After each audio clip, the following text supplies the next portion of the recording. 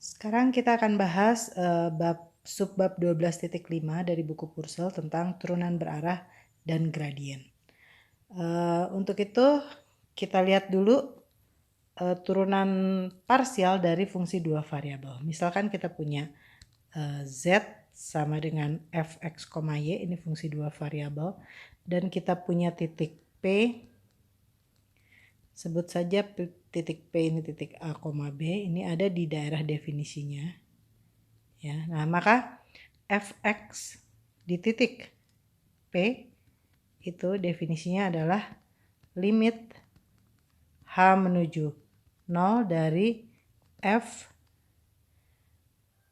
a tambah h, b dikurangi dengan f a, b dibagi dengan h. Ini definisi turunan parsial nih ya. Jadi si y-nya itu kita anggap sebagai konstan ya. Jadi ini yang berubah hanya x-nya saja. Oke. Nah, ini bisa kita tuliskan sebagai limit h menuju 0 dari f a, b ditambah dengan h kali 1,0 dikurangi f a, b dibagi dengan h. Seperti ini. Ya. Nah, ini sifat penjumlahan vektor saja ya. Dan ini bisa kita tulis, masih ingat 1,0 itu apa? Itu adalah vektor satuan i kan? Ya, nah kita bisa tulis ini sebagai limit h menuju 0 dari f p ditambah dengan h i dikurangi dengan f p dibagi dengan h. Nah, kita bisa tulisnya dalam bentuk seperti ini. Nah, dengan cara yang sama, jadi kalau limit yang sebelah kanan ini ada, maka turunan parsial terhadap variabel x itu juga ada. Nah, dengan cara yang sama kita bisa tuliskan fy, turunan parsial terhadap variabel y, itu adalah limit h menuju 0 dari f p tambah hj sekarang. Ya, dikurangi fp dibagi dengan h. Oke, ini adalah turunan parsial terhadap x dan y. Dua-duanya ini terdefinisi kalau limitnya yang luas kanan itu ada. Nah, saya ingatkan lagi secara geometri dia menyatakan apa ya. Jadi kalau saya gambarkan sekarang pada ruang ya, ini ada x, y, z. Misalkan ini permukaannya. Z sama dengan fx, y. Katakanlah titik P di sini. Ya. Nah, kalau kita ambil vektor i, ya, tadi kan kita lihat yang turunan parsial terhadap variabel x ya. Itu limit h menuju 0 dari f p tambah hi dikurangi fp dibagi dengan h. Ya. Vektor i itu yang mana? Vektor i itu ada di sini kan? Vektor satuan yang searah dengan sebuah x positif. Nah, sekarang kalau vektor i ini saya pindahkan ya, titik ujungnya ke titik pangkalnya itu ada di P. Jadi ini katakanlah vektor i ya. Nah, kemudian saya bangun bidang ya yang sejajar dengan vektor i ini dan sejajar dengan sumbu z ya. Jadi tertarik ke sana garisnya seperti itu. Nah, terus kita tarik ke atas nih. Ini adalah bidangnya ya. Bidang yang sejajar dengan vektor i ini. Nah, lalu bidang ini akan berpotongan dengan permukaan membentuk suatu kurva. Kurvanya ini ada di permukaan. Dan tentu saja nih FP akan berada pada lintasan tersebut. Nah, masih ingat turunan parsial terhadap X itu adalah kemiringan dari garis singgung di sini kan? Ya. Nah, ini kemiringannya itu adalah turunan parsial.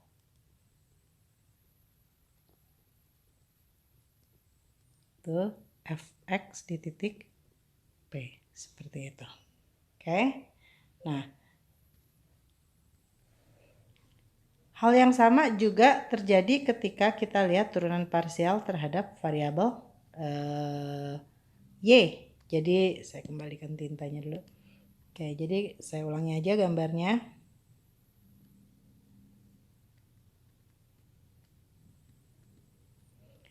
Kalau misalkan kita punya permukaan Y sama dengan Z sama dengan Fx, Y seperti ini. Terus kita punya titik P, ini merupakan titik di daerah definisi. Nah, terus P-nya saya pindahin ya supaya tidak terhalang. P-nya ini. Nah, lalu kita ingat lagi vektor J itu adalah vektor satuan yang searah dengan sumbu Y positif. Jadi misalkan ini J-nya. Ya. Nah, sekarang vektor J ini kita pindahkan ke titik pangkalnya berada di titik P. Jadi seperti ini. Nah, ini J. Selanjutnya kita buat bidang ya yang sejajar dengan vektor J dan sejajar juga dengan sumbu Z ke atas seperti itu ya. Nah, ini tentu dia akan memotong permukaan dan berbentuk lengkungan seperti ini. Ya, FP tentu akan berada pada lengkungan tersebut. Nah, turunan parsial terhadap variabel Y itu merupakan kemiringan dari garis singgung ini. Ya, ini kemiringannya adalah FY. Turunan parsial terhadap variabel Y di titik P seperti itu. Oke. Nah, belajar dari pengalaman tadi ya. Sekarang saya coba buat lagi permukaannya.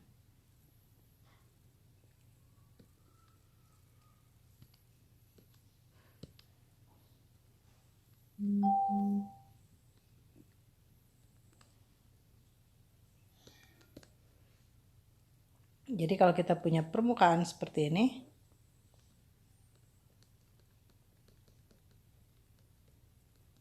lalu ada titik P di sini ya. Tadi kan kita meletakkan vektor I atau vektor J dengan titik pangkal berada di titik P ya. Nah, sementara kan vektor satuan itu tidak hanya I dan J. Kalau misalnya saya letakkan sembarang vektor satuan, sebut saja vektor satuannya itu adalah vektor U misalnya. Ya, misalkan ini vektor U. Yang nggak perlu sejajar dengan I atau J. Vektor U ini vektor satuan, artinya panjangnya adalah 1. Nah, sekarang kalau misalnya kita bikin garis yang sejajar dengan vektor U, kemudian kita bikin bidang ke atas gitu yang sejajar dengan vektor dengan sumbu Z, maka dia akan memotong permukaan Z sama dengan Fx, Y, dan dia akan membentuk suatu lengkungan juga di permukaan ini, dan tentu saja Fp akan berada pada lengkungan tersebut. Nah, kita bisa lihat dia juga punya kemiringan kan. Nah, kemiringannya apa? Kalau tadi ya, kalau searah dengan vektor I atau J, maka kemiringannya itu adalah turunan parsial Fx atau turunan parsial Fj ya. Nah, sekarang kalau vektornya sembarang seperti ini, kemiringannya apa masih bisa dihitung ya. Nah, untuk itu kita akan definisikan yang namanya turunan berarah. Ya, saya definisikan dulu, nanti kita lihat kaitannya dengan gambar tadi. Misalkan Z sama dengan Fx, Y, dan P itu sama dengan A, B anggota DF. Nah, kita mengikuti definisi yang tadi ya. Misalkan kita punya vektor satuan U. U itu tulis saja dia sebagai U1, U2. Ini adalah vektor satuan. Vektor satuan artinya panjangnya adalah 1. Ya. Saya tulis aja panjang dari U ini sama dengan 1. Oke. Nah, kita definisikan yang namanya turunan berarah dari F di P dengan arah U adalah ya. Kita ikuti definisi yang tadi, limit H menuju 0 dari F P ditambah dengan HU dikurangi FP dibagi dengan H. Nah, kalau limitnya ada, ini yang disebut sebagai turunan berarah dari F di P dengan arah U. Nah, ini notasinya adalah D, U, F, P. Seperti ini. Ya. Nah, jadi kita lihat kalau kita ambil U-nya itu adalah I, dia akan menjadi turunan parsial terhadap variabel X.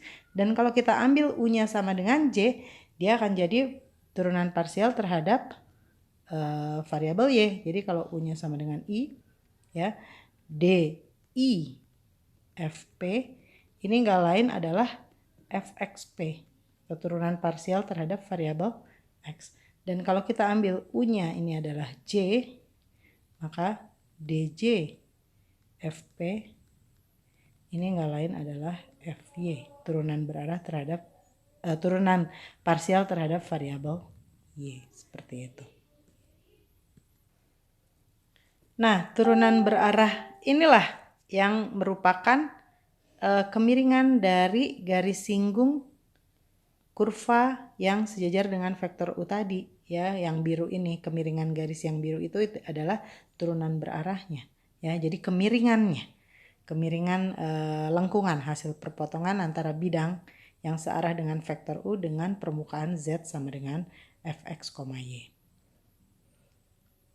Oke, nah definisi ini bisa diperluas, ya, bisa diperluas ke fungsi 3 variabel, ya. Jadi kalau misalnya kita punya W, ya, W sama dengan f x y z, ya, dan P itu katakan aja titik A, B, C, ini ada di daerah definisi dari F, ya. Nah, terus kita punya vektor satuan U, katakanlah U-nya itu sama dengan U1, U2, U3, ini semua di R3, ya. Nah, maka turunan berarah dari F di titik P dengan arah U ini sama dengan limit H menuju 0 dari F P ditambah dengan HU dikurangi dengan FP dibagi dengan H. Tapi ingat di sini F-nya adalah fungsi dengan 3 variabel. Demikian juga kalau mau dilanjutin ke fungsi 4 variabel, 5 variabel, dan seterusnya itu bisa saja. Oke, nah sekarang kita lanjutkan. Ya, saya akan mulai dengan gambar dulu. Misalnya kita punya permukaan Z sama dengan Fx, Y.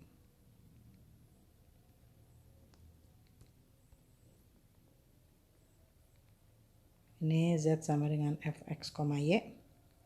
Terus kita punya titik di daerah definisinya adalah titik P, ya. Nah, ini di titik P, FP yang berada di permukaan ini, ya. Kalau fungsinya diferensiabel di P, maka kita bisa bikin bidang singgung, ya, di situ. Jadi kita asumsikan bahwa F diferensiabel di P. Nah, artinya kita bisa bikin bidang singgung sekarang. Saya gambar dengan warna lain. Ya, misalkan ini, ya. Ini adalah bidang singgung. Ya, di sini, di titik itu. Nah, kembali lagi ke ke turunan berarah tadi, ya.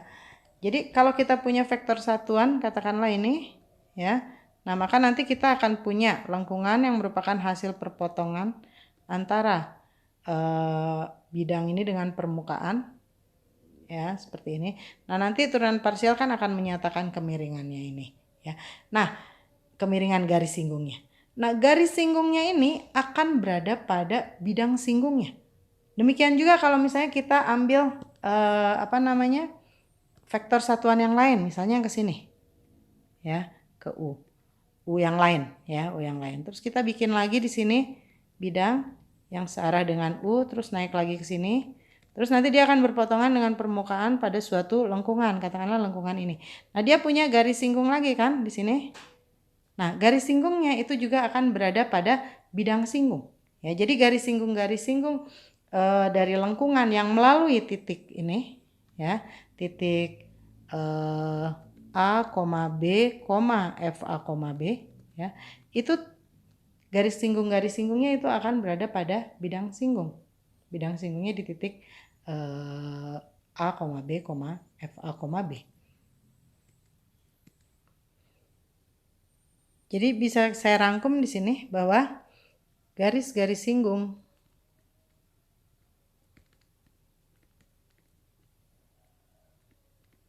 dari lengkungan-lengkungan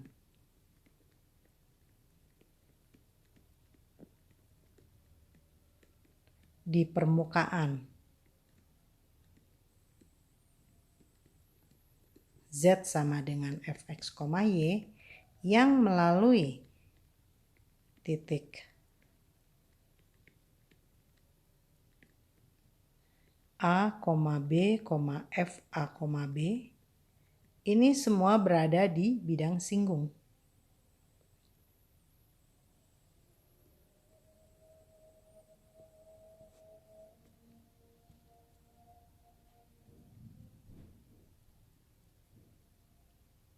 Seperti itu. Selanjutnya, untuk menghitung turunan berarah ini, apakah ada sifat yang bisa kita manfaatkan, ya, sehingga kita tidak perlu menghitung limitnya? Jawabannya ada, dan ini akan menjadi sangat mudah sekali. Saya tuliskan saja teoremanya.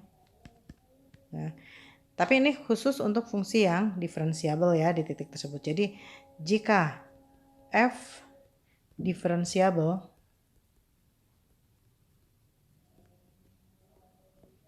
di titik P, ya, maka turunan berarah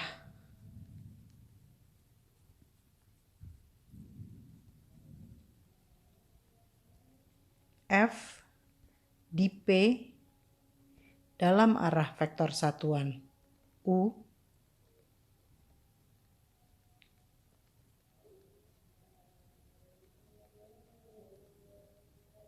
itu ada, ya, pasti ada.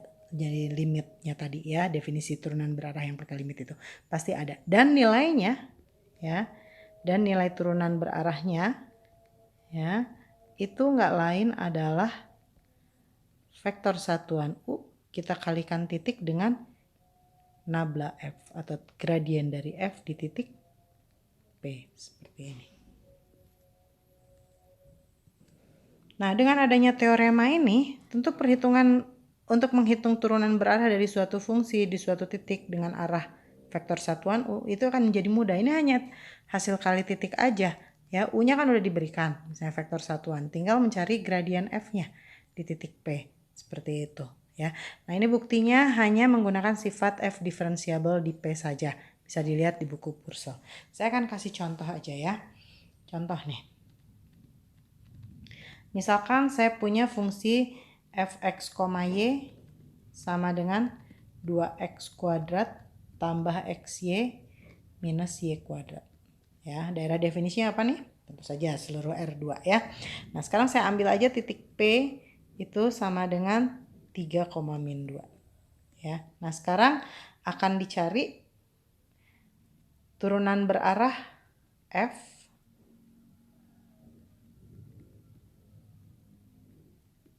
di titik P dengan arah vektor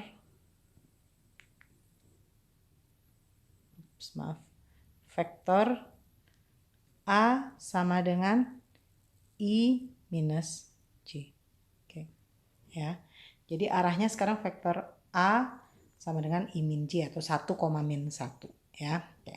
Nah, perhatikan ya. Teorema ini bisa kita pakai, ya. Tapi syaratnya, ya, vektor arahnya itu adalah vektor satuan, ya. Nah, sekarang kita mau mencari turunan berarah yang dengan arah vektor A sama dengan I minus J. Berapa norm dari A? Ya, panjang dari A berapa?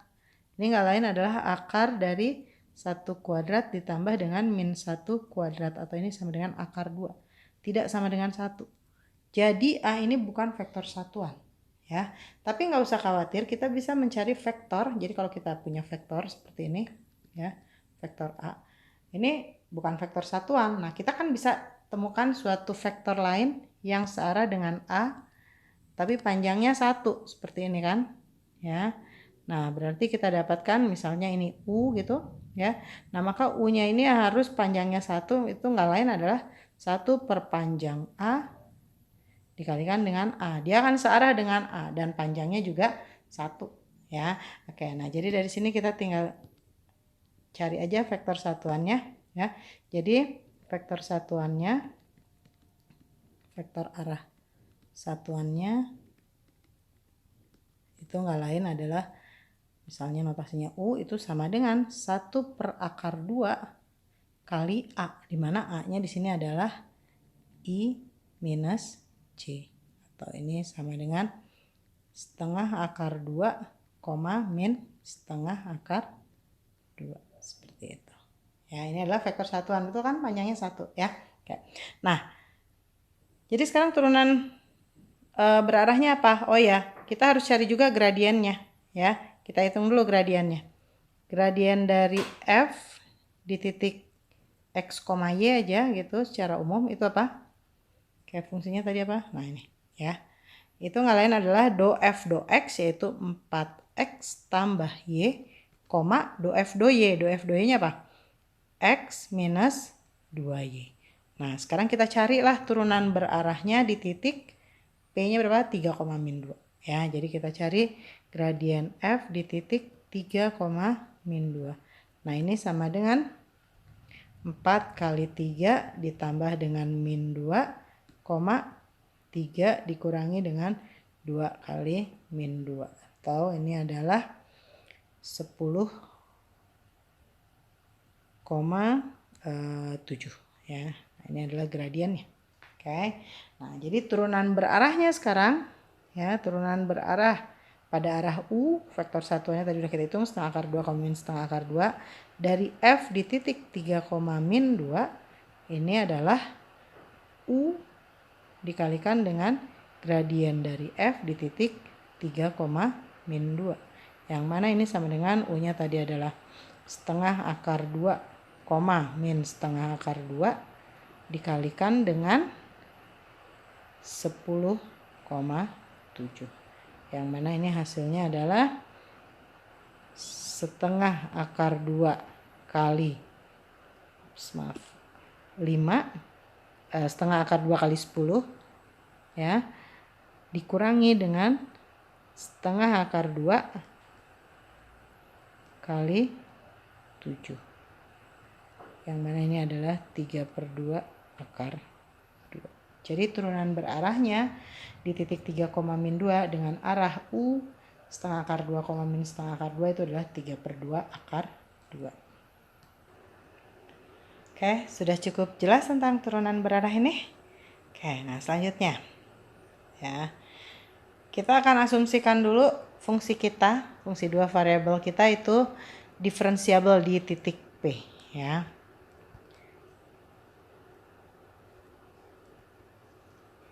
Misalkan dia diferensiabel di P, katakanlah ini adalah A, B begitu ya kalau diperlukan, ya, misal. Oke. Nah, sekarang, ya. Jadi saya ulas lagi sedikit. Kalau saya gambarkan X di sini, Y di sini, Z di sini, ya. Ini permukaannya. Karena dia diferensiabel seperti tadi saya bilang, kita bisa bikin bidang singgung di sini, di apa namanya? Di titik A, B, F A, B. Jadi kalau ini adalah A, B atau P, ya. Nanti dia naik sini, ya. Ini adalah titik A, B, F A, B. Nah, kalau dia diferensiabel, maka kita akan punya bidang singgung, ya, di sini. Kita akan punya bidang singgung di sini. Oke. Nah, kemudian, ya, kita juga akan punya banyak sekali lengkungan yang melalui titik A, B, F, A, B seperti ini. Ya. Nah, tadi udah dijelaskan ya. Semua lengkungan-lengkungan ini garis singgungnya berada pada bidang singgungnya. Ya. Nah, sekarang kita mau lihat nih ya dari definisi yang tadi. Dari teorema yang tadi ya. Kita tahu bahwa turunan berarah dari U, jadi U-nya nanti kan di sinilah kira-kira ya. U-nya seperti ini. Turunan berarah dari U, turunan berarah dari F di P dengan arah U ya. Itu kan sama dengan U dot gradien dari F di titik P. Begitu ya. Oke. Ingat U-nya vektor satuan. Ini norm U sama dengan 1. Vektor satuan itu penting ya, teoremanya kan bilang begitu. Kalau nggak satu nggak jalan teoremanya. Oke, nah kita pakai sifat hasil kali titik ya. Kita punya definisi yang lain dari hasil kali titik, yaitu apa? Panjang dari U dikalikan dengan panjang dari gradien F di P dikalikan dengan cos theta, di mana theta ini adalah sudut antara U dengan gradien FP ya. U sendiri adalah vektor satuan, sehingga panjang dari U-nya mesti 1. Jadi ini tinggal panjang dari gradien F di titik P dikalikan dengan cos theta. Ya. Jadi mau U-nya ke sini, mau U-nya ke sini, ya. Itu panjangnya 1, ya. Nah, itu dalam arah manapun itu turunan parsialnya ternyata adalah turunan berarahnya pada titik yang sama ya, pada titik P ini A, B itu nggak lain adalah panjang dari gradien F di titik P dikalikan dengan cos theta, di mana tetanya adalah sudut antara vektor satuan U-nya dengan FP, gradien FP ya. Nah, kita tahu nilai cos theta itu nilainya antara min 1 sampai 1 ya. Akibatnya apa? Akibatnya nilai gradien nilai turunan berarah dari F di titik P ya dengan arah U itu nilainya nggak akan lebih dari panjang dari gradien F dan tidak akan kurang dari minus panjang gradien F, begitu ya. Jadi turunan berarah itu nilainya yang paling besar adalah panjang dari gradien F di titik P, dan yang paling kecil itu adalah minus panjang gradien F di titik P ya. Berarti maksimumnya adalah panjang gradien F di titik P dan minimumnya adalah minus gradien F di titik P ya. Nah, kapan nilai turunan berarah ini maksimum ya? Yaitu ketika cos theta-nya sama dengan 1. Kapan cos theta sama dengan 1? Cos theta ini akan sama dengan 1 kalau tetanya 0 ya. Tetanya 0 artinya apa? Artinya U itu searah dengan gradien FP ya. Karena tetanya 0 kan, berarti U dan gradien FP-nya akan searah ya. Kapan cos theta sama dengan min 1? Nah, ini akan menghasilkan nilai turunan berarah yang paling kecil sekarang ya. Ini akan terjadi apabila tetanya adalah pi ya. Tetanya adalah pi artinya apa? Artinya U berlawanan arah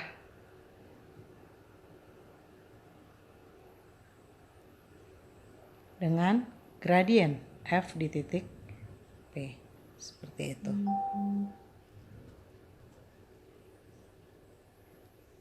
Jadi sekarang bisa kita rangkum ya bahwa turunan berarah dari F di titik P dalam arah U itu dalam arah vektor U, vektor satuan U itu terbesar atau maksimum ketika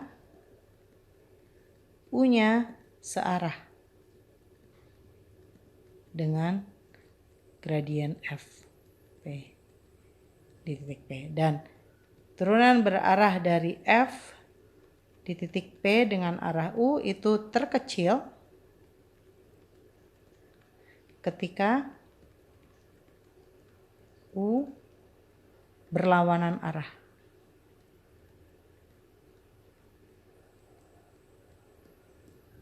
Dengan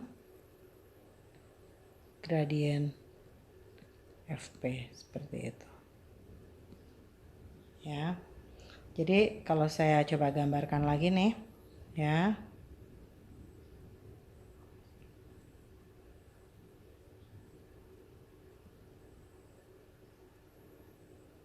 Katakanlah ini titik P-nya, itu kita bicara di satu titik ya.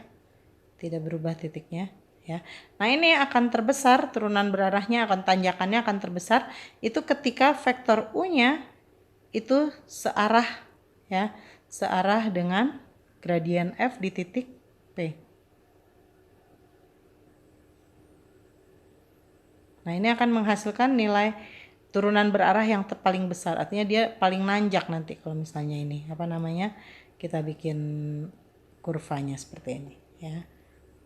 Nah, ini nanti akan terbesar kalau dia searah ya dengan gradien ini DU FP ini akan terbesar. Dan akan terkecil kalau arahnya berlawanan arah dengan gradien FP ini. Oke, sekarang kita contoh ya, kita lihat contoh ya. Misalkan kita punya fungsi fx, y itu sama dengan 1 min x kuadrat min y kuadrat. Kalian bisa coba gambarkan permukaannya seperti apa dengan menggunakan GeoGebra ya. Terus kita punya titik P, katakanlah titik min 1,2 ya. Nah, pertanyaannya adalah pada arah mana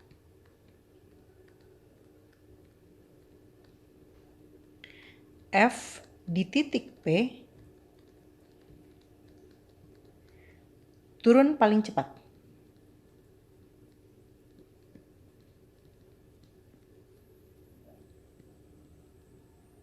Nah, kalau turun paling cepat artinya apa? Artinya turunan berarahnya itu adalah yang paling kecil. Ya, turunan berarahnya yang paling kecil. Nah, turunan berarah itu akan paling kecil kalau U-nya berlawanan arah dengan gradien FP ya.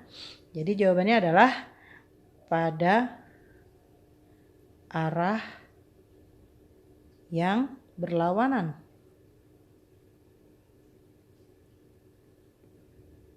dengan gradien F di titik min 1,2 ya. Kalau yang ditanya pada arah mana F di titik P naik paling cepat, tentu jawabannya adalah pada arah yang searah dengan gradien F di titik min 1,2. Tapi ini karena turun paling cepat, artinya paling kecil turunan berarahnya. Oke ya. Oke, nah untuk itu kita cari dulu gradien F-nya. Gradien F-nya berapa? Min 2x, min 2y. Nah, sekarang kita cari di titik min 1,2 ya, ini hasilnya adalah 2, min 4 ya. Oke, 2, min 4.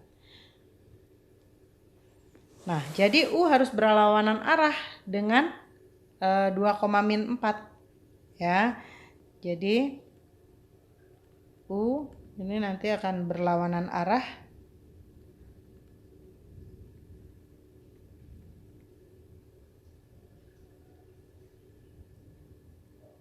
dengan 2, min 4. Apa yang berlawanan arah dengan 2, min 4? Tinggal kita kalikan dengan min 1 kan? Ya. Atau searah dengan berapa?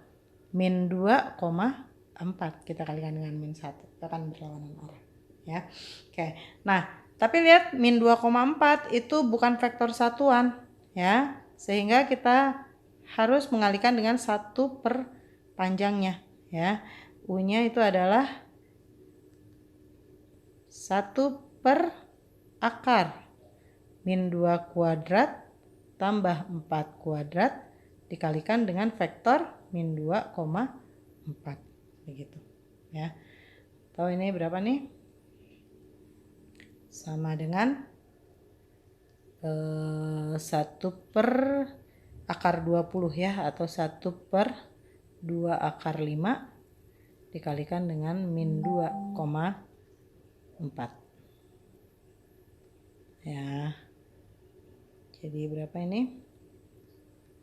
Ini adalah min 1/5 akar 5, 2/5 akar 5 ya. Ini adalah vektor arah satuannya.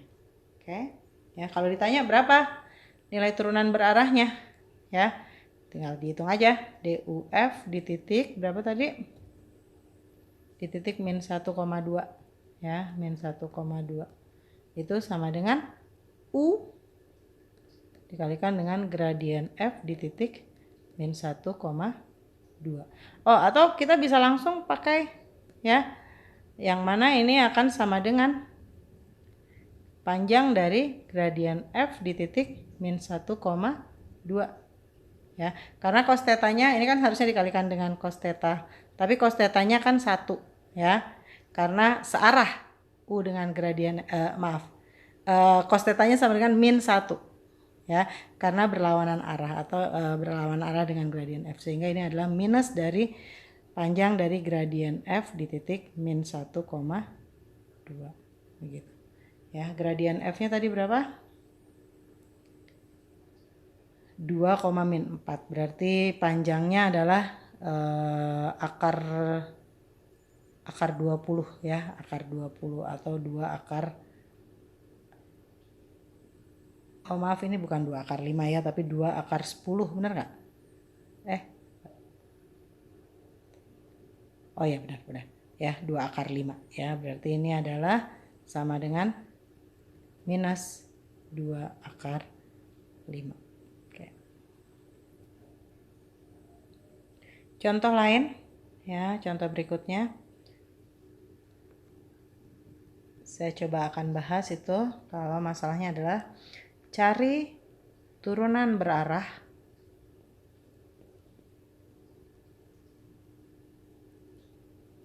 fx, y sama dengan e pangkat min x kali cos y di titik 0, pi per 3 dengan arah menuju titik pusat.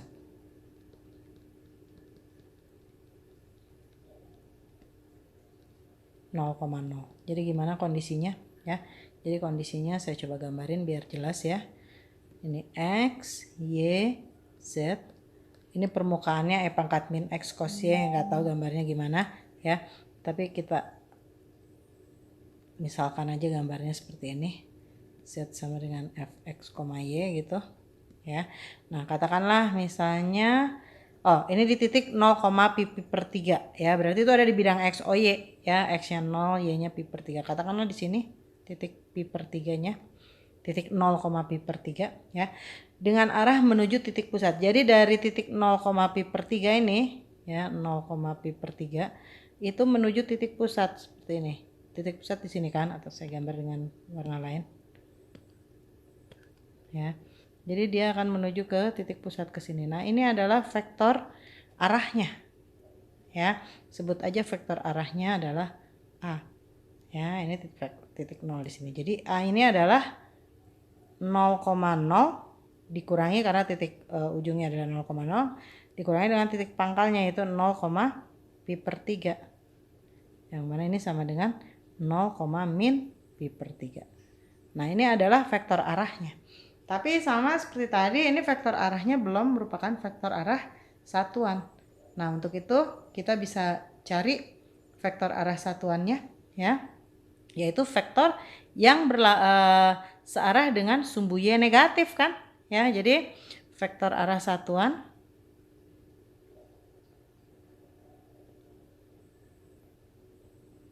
sebut saja U gitu, ini adalah 0, min 1 begitu Ya, ini vektor arah satuannya. Oke. Nah, sekarang turunan berarahnya berapa nih jadinya? Oke. Vektor arahnya udah dapat, berarti kita harus cari gradiennya ya. Gradien dari F, kita lihat dulu di XY dulu ya. Ini berapa? Fungsinya tadi apa? E pangkat min X cos Y. Do F do X-nya adalah min E pangkat min X cos Y. Ya. Do F do Y-nya apa? Min E pangkat min X sin Y. Min E pangkat min X sin Y. Nah, sekarang kita cari gradien F-nya di titik mana? Kita mau cari turunan berarahnya di titik 0, pi per 3 kan? Nah, jadi kita cari gradiennya di titik 0, pi per 3. Ini adalah berapa? E pangkat 0 itu adalah 1. Cos pi per 3 itu adalah berapa? Setengah ya. Jadi ini adalah min setengah, koma min E pangkat 0 itu 1 juga, min 1 ya, sin Y min setengah akar 3. Ini adalah gradien F-nya ya. Oke, nah berarti turunan berarahnya sekarang dari F di titik 0, pi per 3 itu nggak lain adalah U, vektor satuan U kita kalikan titik dengan gradien F di titik 0, pi per 3.